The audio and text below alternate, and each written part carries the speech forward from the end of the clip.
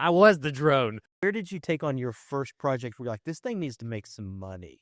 Where I was in the mode of making money was I was actually making money in the sense of creating marketing for people or for ministries or different things like that. So not in the sense of exchanging dollars for my service of film or for my service of marketing, but exchanging it for the betterment of the organization, right? So so much of what I did was I would come into an organization, like let's just take, for instance, when I was in college, Carolina Creek Christian Camp. A good friend of mine was hired as the videographer to do all of the synopsis reels, and everything. But I always was like, why are we not getting the dynamic shots? Like, well, let's get the shots that I think will sell even more.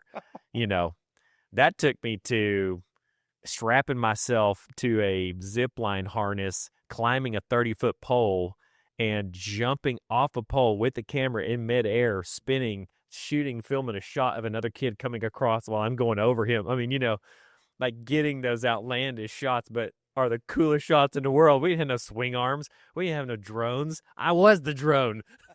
I mean, I just figured out how can I climb and how can I get in the top of that tree and film from this angle?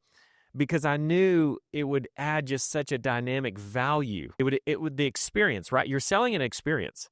You're selling a package. You're not selling a come to camp and your kid will be better. It's no, look what your kid's going to be a part of. He's going to be jumping off this thing and flying through the air, and then he's going to be hitting a wave and, again, doing some cool trick, and then singing and dancing and swimming and playing. But the action shots coming out of the water and filming coming out of the water, I mean, like the experience, like do it from first person, doing an encounter moment, So, I'd always try and bring value. I'd add value to everything that I did was, again, what's the problem and how do I solve it? Because if I solve problems, then I'm valuable in whatever that means.